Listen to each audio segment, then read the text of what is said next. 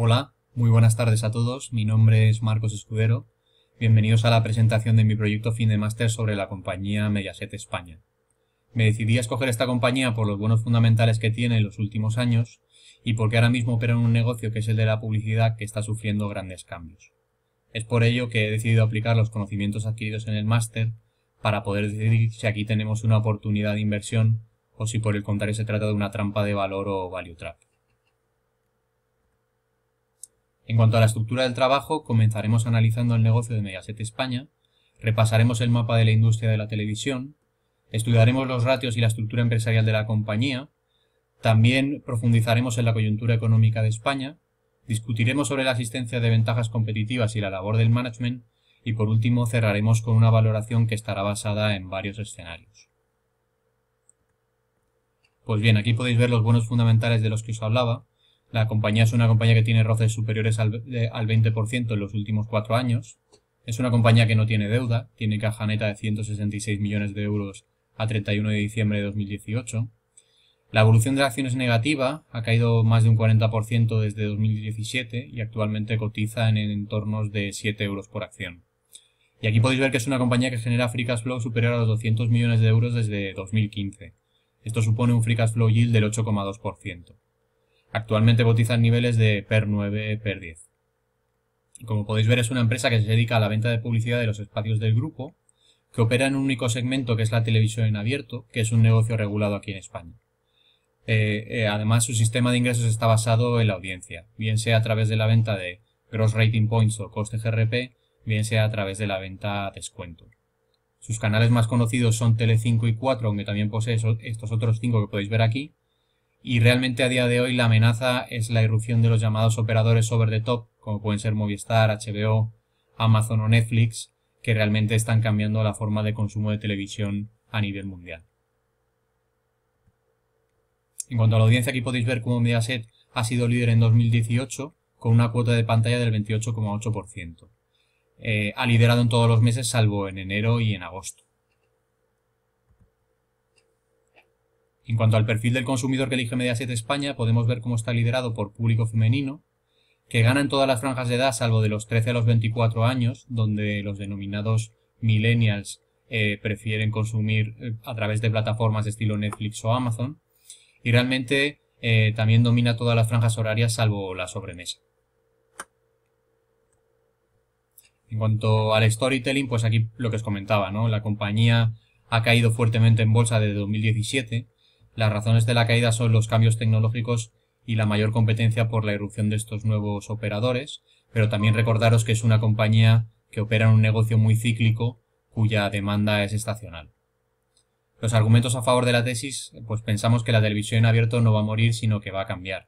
Que en España, debido a las características demográficas que tenemos y a las preferencias de consumo de televisión, este cambio se producirá, pero de manera mucho más lenta. Recordaros que la tasa de natalidad está decreciendo y la esperanza de vida está creciendo. Esto posibilita que cada vez haya gente más mayor a la que le cuesta más migrar a este nuevo tipo de plataformas. Como podéis ver, la gente en España consume 3 horas y media de televisión todos los días, que es muchísimo, y a modo de ejemplo, pues un martes por la noche, coincidiendo con el fútbol en horario de máxima audiencia, en España hay 3 millones de personas viendo Gran Hermano. La compañía es consciente que tiene que potenciar su negocio y por lo tanto está trabajando en una estrategia apoyada en 2 pilares. La primera es la creación de la plataforma Lobes TV, junto con el grupo A3 Media y Radio Televisión Española, que lo que pretende es fomentar la televisión interactiva y la publicidad digital. Y la segunda es la creación de la compañía Mediterráneo, que lo que pretende es aglutinar todas sus productoras para poder vender contenido propio a estos llamados operadores over the top, que realmente van a tener tasas de crecimiento muy altas y precisan de mucho contenido para sus plataformas. En cuanto al mapa de la industria de la televisión, aquí podéis ver cómo hay varios agentes que interactúan entre ellos. Las emisoras de televisión, tanto en abierto como de pago, pueden negociar sus campañas directamente con los anunciantes o hacerlo a través de las agencias de medios. Y las agencias de publicidad son las encargadas de la creación y venta de los spots para los anunciantes. Kantar Media es la compañía que se dedica a medir la audiencia y el regulador, liderado por el gobierno, la CNMC y la plataforma Autocontrol, lo que pretende es adecuar el contenido de la publicidad a todas las franjas horarias y que no se sobrepase el límite establecido para la emisión de publicidad. En cuanto a otras compañías como Infobades, Accenture y Ebiquity, se dedican a la consultoría, bien sea de inversión, bien sea de precios o mercado, que lo que hace es potenciar la información para que el sistema funcione más eficientemente.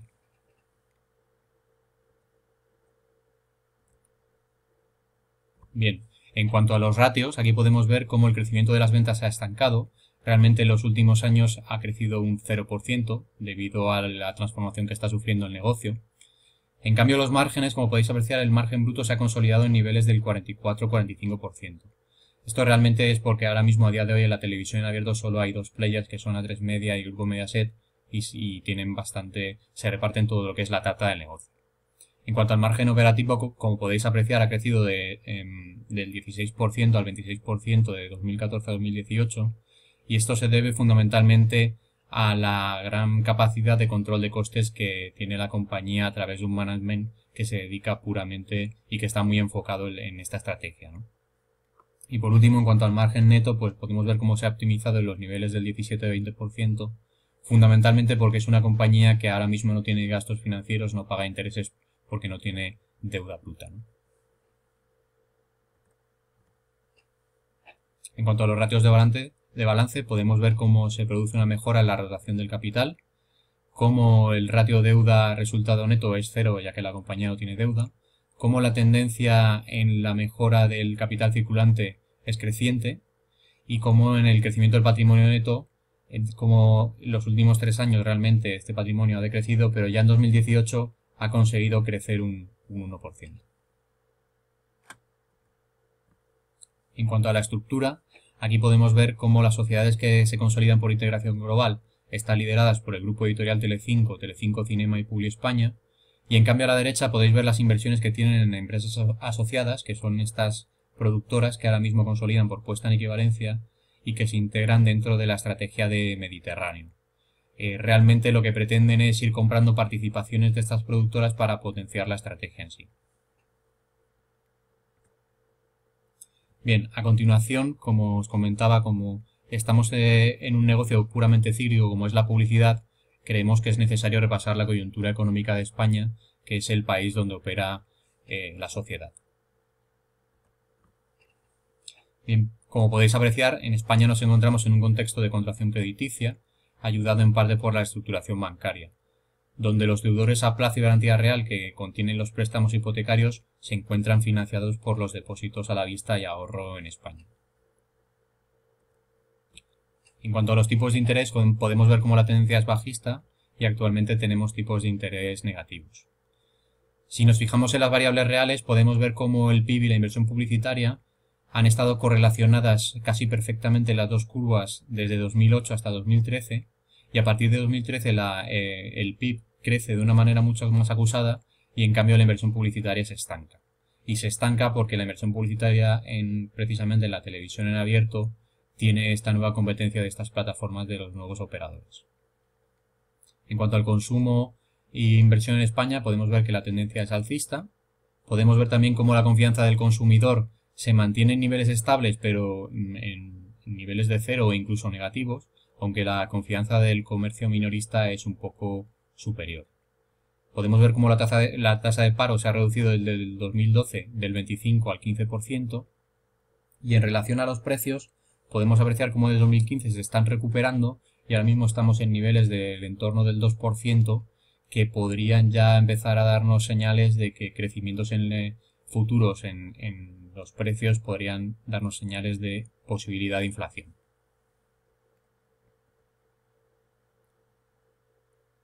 A continuación vamos a repasar las ventajas competitivas. Bueno, mejor dicho, la ausencia de ventajas competitivas. Como podéis apreciar, ventajas competitivas en Mediaset no existen. Vamos a empezar por la parte de los activos intangibles y como podéis ver aquí, pues las marcas, Mediaset tiene como marca no registrada Telecinco, que si bien tiene un cierto reconocimiento en España, no genera ningún tipo de beneficio tangible ni pricing power. En cuanto a las licencias, Mediaset España tiene otorgadas 7 licencias para la explotación de canales de televisión en abierto. Estas licencias tienen una duración de entre 10 y 15 años y se prorrogan automáticamente. Y en cuanto a la regulación, pues realmente a corto plazo no hay perspectiva de que la regulación vaya a cambiar. Pero a día de hoy, en tanto las licencias como la regulación, aunque sea relativamente estable, como las nuevas plataformas se están atacando a través de Internet y vía streaming, realmente consideramos que el tener este tipo de licencias o estar favorecidos de esta manera por la regulación, pues a día de hoy no se puede decir que sea una ventaja competitiva. En cuanto a los switching costs, pues los anunciantes no deben abonar elevados costes de reemplazo para cambiarse de plataforma. Se pueden ir a Netflix o Amazon sin ningún tipo de problema, por lo tanto tampoco existe ventaja competitiva. En cuanto a la ventaja de costes, como podemos apreciar, la compañía es reconocida por operar con eficiencia en la gestión de los costes, pero realmente esta estrategia no es una estrategia que sea irreplicable por ninguna otra compañía y realmente esta estrategia tiene un límite, es decir, llega un momento en que los costes no se van a poder recortar más. Por lo tanto, tampoco vemos aquí la existencia de una ventaja competitiva.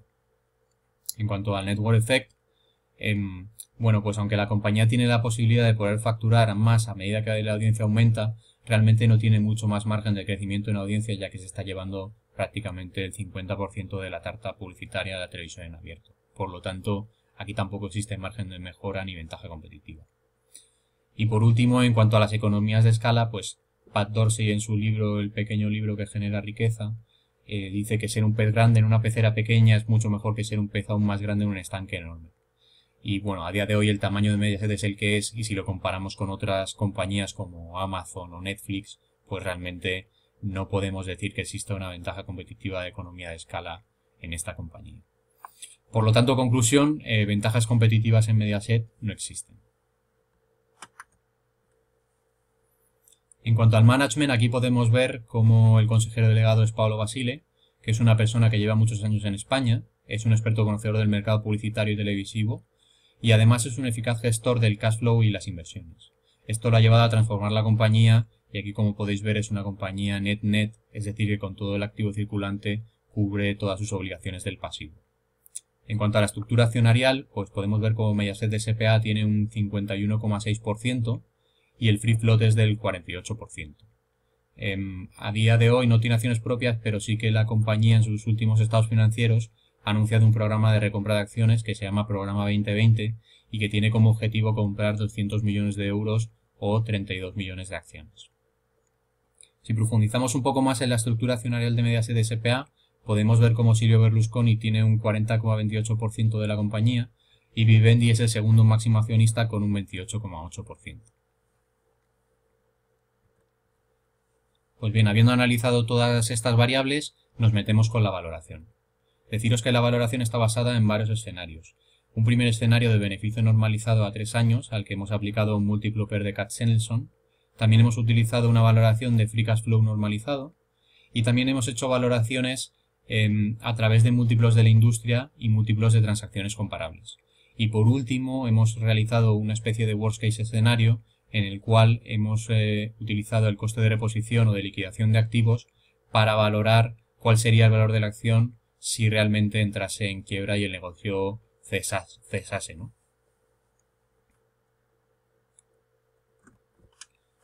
Bien, pues empezamos con el método de beneficio normalizado. Aquí, como podéis ver, las hipótesis utilizadas parten del Banco de España, de las hipótesis de crecimiento de PIB y de IPC. Hemos obtenido los datos de septiembre de 2018 y le hemos aplicado un spread de error de estimación para corregirlos a la baja. Deciros que las hipótesis lo que pretenden el modelo es estresarlo al máximo, es decir, hemos intentado ser súper conservadores para poder ofrecer la perspectiva negativa que tiene la compañía y realmente intentar analizar si podemos encontrar valor o no. En cuanto al porcentaje de la inversión publicitaria en medios convencionales, pues como podéis ver en los últimos 5 años el promedio ha sido del 0,45% y la corrección esperada para los próximos años es del 0,01%, que es la que hemos aplicado en el modelo.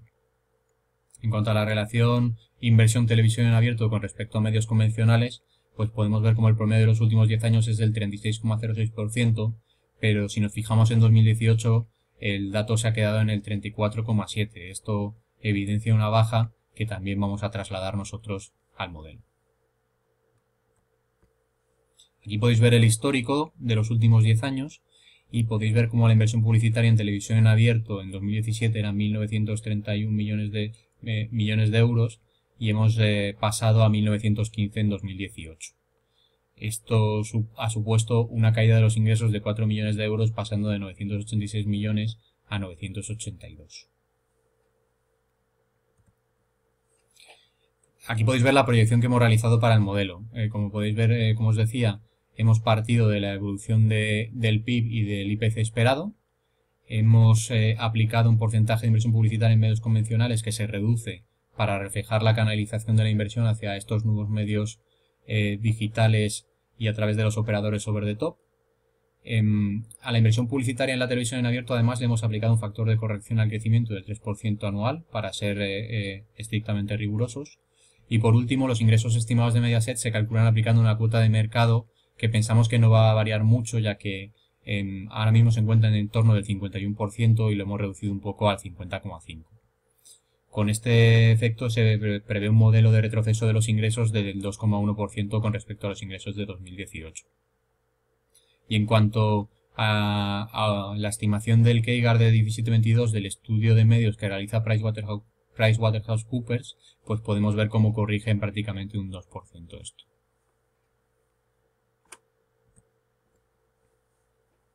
En cuanto al EBITDA, lo primero que tengo que deciros es que en las cuentas anuales no se da información detallada ni de los aprovisionamientos ni de los otros costes variables. Por lo tanto, lo que hemos intentado realizar es ver un poco el múltiplo EBITDA que tiene la compañía en fases bajas del ciclo, y lo que hemos hecho ha sido corregirlo a la baja. Como podéis ver, en 2018 ha tenido un margen del 44%, como veíamos en las diapositivas anteriores, y lo hemos reducido al 41,14%, que es el punto más bajo que hemos encontrado en el ciclo. En cuanto al gasto por amortización normalizado, pues aquí contaros que tampoco se puede analizar la amortización como en cualquier otra compañía, ya que en la amortización de Mediaset de España se incluye además el consumo de derechos televisivos, y ese es un factor que puede variar mucho. Por ello, lo que hemos intentado hacer es verificar las notas e intentar analizar cuáles son los compromisos de adquisición de derechos de la compañía, y como podemos ver, realmente la compañía está reduciendo los compromisos de adquisición de derechos. Y no solo esto, además podemos ver cómo está cambiando el modelo de negocio, pasando de compromisos de adquisición de producción ajena a coproducción o producciones propias. Hemos intentado reflejar esto en el normalizado y, como podéis ver, nos da una reducción de la amortización hasta los 165 millones de euros. Adicionalmente, hemos calculado también el valor de la provisión. La provisión es el deterioro que aplica la compañía a todas aquellas producciones que finalmente no se van a emitir.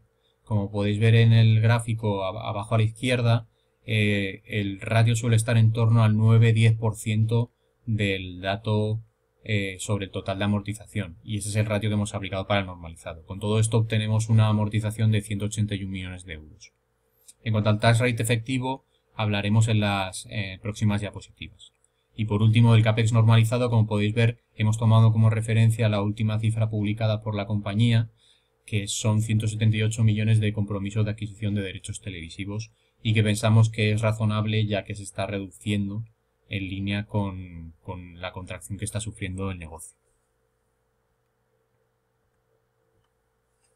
Sobre las puestas en equivalencia, aquí podemos ver las productoras que aportan resultado a esta línea.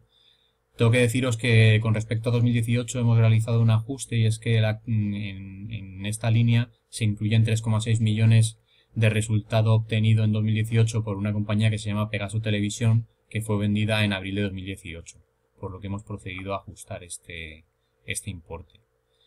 Por lo tanto, si aplicamos el incremento del PIB del IPC que hemos utilizado para los ingresos a los resultados de 3,3 millones que realmente tiene la compañía, pues hemos establecido un resultado pro forma de 3,7 millones de euros. En cuanto a los gastos financieros, si bien os decía que la compañía no paga intereses porque no tiene deuda, sí que paga unas comisiones de disponibilidad de líneas de crédito. Nosotros lo que hemos realizado es mantener el dato publicado en 2018 de 2,4 millones para el normalizado, porque pensamos que realmente va a seguir teniendo la posibilidad de tirar de línea de crédito, y por lo tanto va a seguir pagando la comisión de disponibilidad. Deciros, antes de pasar a la siguiente slide, que la compañía va a aglutinar todas estas productoras, como bien os decía antes, en la estrategia del Mediterráneo y que realmente tiene puestas muchas expectativas en esta línea de negocio. En cuanto al gasto por impuesto, lo que hemos intentado es abrir un poco las partidas que componen el gasto por impuesto, analizando los impuestos diferidos tanto de activo como de pasivo. Si analizamos los impuestos diferidos de activo sobre todo, podemos ver cómo hay dos líneas como la provisión de litigios o la limitación de deducibilidad de las amortizaciones, que realmente al ritmo que se están amortizando para dentro de 3 años, que es la expectativa que estamos utilizando para el normalizado, pues realmente dejarían de existir y por lo tanto esto sería un factor para reducir las diferencias temporarias. Adicionalmente, como podéis ver, la compañía publica que tiene deducciones pendientes de aplicar por valor de 42 millones de euros. Si nos fijamos en el detalle de año a año, pensamos que para el año 3 puede estar aplicando en el entorno de 7-8 millones de euros como deducción y por eso lo hemos incorporado así al normalizado. Esto nos da un gasto por impuesto de 46 millones de euros que supone un tax rate efectivo del 21,3%, un poquito inferior al 24,6% publicado en 2018. Pues bien, con todo esto, como podéis apreciar, obtenemos un resultado neto normalizado de 170 millones de euros. Simplemente indicaros que en 2018 también hay una partida extraordinaria que está relacionada con un ingreso que tiene por la venta de la filial de TS a Telefónica y que han supuesto 4,5 millones de euros. Nosotros esto lo hemos ajustado y lo hemos dejado hacer en el normalizado. Y como os decía, tenemos un resultado neto que realmente se deduce en un 15% con respecto al 2018. En cuanto al activo, aquí podemos ver cómo en el normalizado hemos ajustado las inversiones del método de participación para reflejar el crecimiento de las productoras, hemos ajustado los impuestos diferidos y aquí, bueno, reflejaros el dato que os comentaba ya antes, que es que la compañía va a tener caja de 166 millones de euros, pensamos, a 3 años en un entorno relativamente estable. En cuanto al pasivo, pues un poco lo mismo, hemos ajustado los impuestos diferidos de pasivo y para el circulante realmente pensamos que la parte de 2018 de pasivo circulante refleja bastante bien la realidad de la compañía y son los datos que hemos utilizado para el normalizado. En cuanto al CAPEX, aquí podéis ver cómo la compañía tiene flexibilidad para ajustar las inversiones, puede decidir en qué momento invertir y en qué momento no, y realmente para el normalizado pues lo que os comentaba, pensamos que el dato publicado de 178 millones es un buen dato, una buena referencia para utilizar como CAPEX normalizado. Y en cuanto al cuadre de la deuda neta, pues aquí podéis apreciar cómo se ha podido cuadrar dejando la diferencia en entornos del 2% sin mayor problema.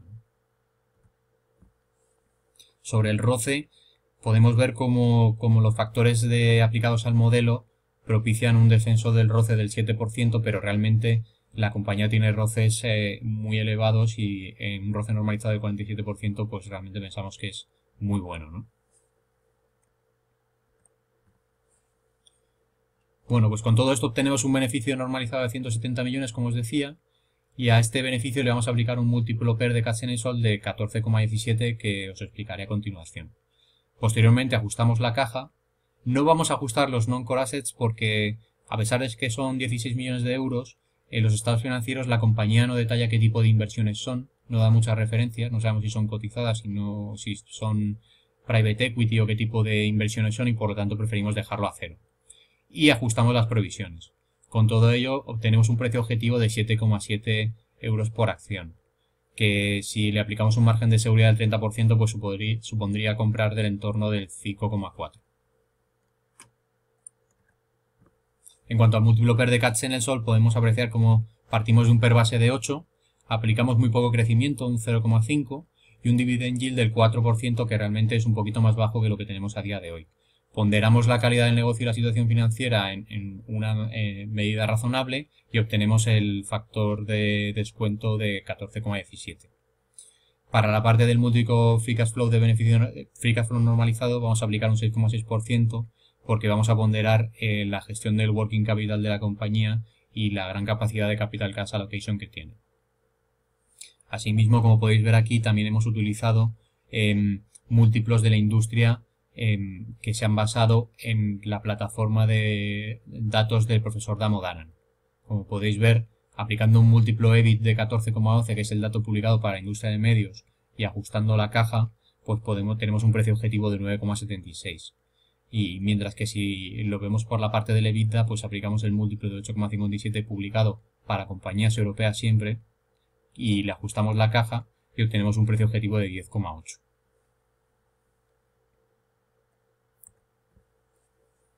En cuanto a las transacciones comparables, aquí podéis ver cómo hemos utilizado el informe de Fifth Third Capital del cuarto trimestre de 2017 y hemos ponderado por ingresos y por EBITDA.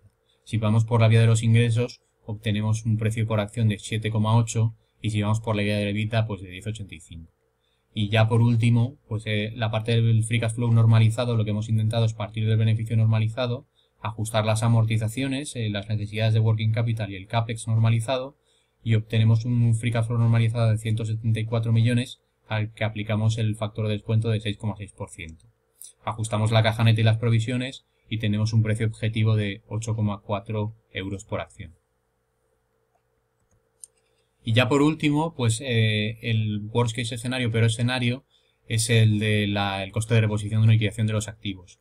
Para esto hemos utilizado la referencia del libro Value Investing del profesor Greenwald, y lo que hacemos es, partiendo del balance de 2018, ajustamos todas aquellas partidas que pensamos que no se van a poder monetizar.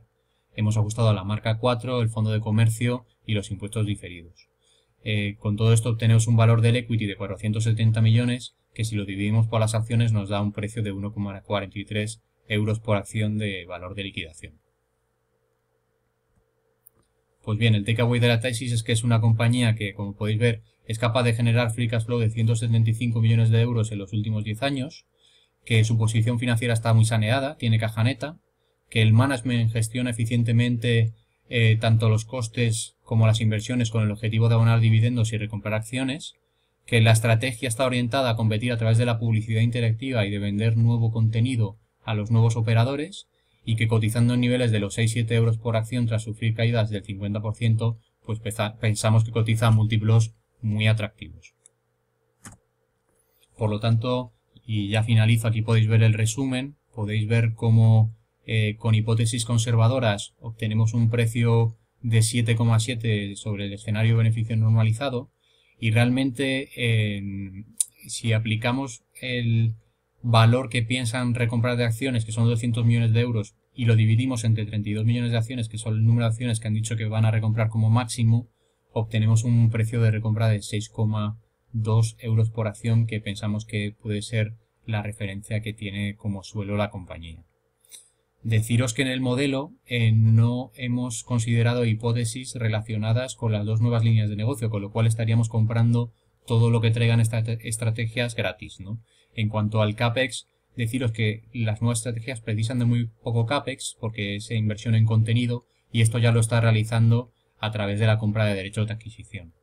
Por lo tanto, y para finalizar, pues pensamos que sería bueno dar seguimiento a una compañía que realmente está en un entorno negativo, y que comprar en el entorno de los 5,4 euros por acción realmente nos da un margen de seguridad suficiente como para obtener una rentabilidad esperada por un value investor.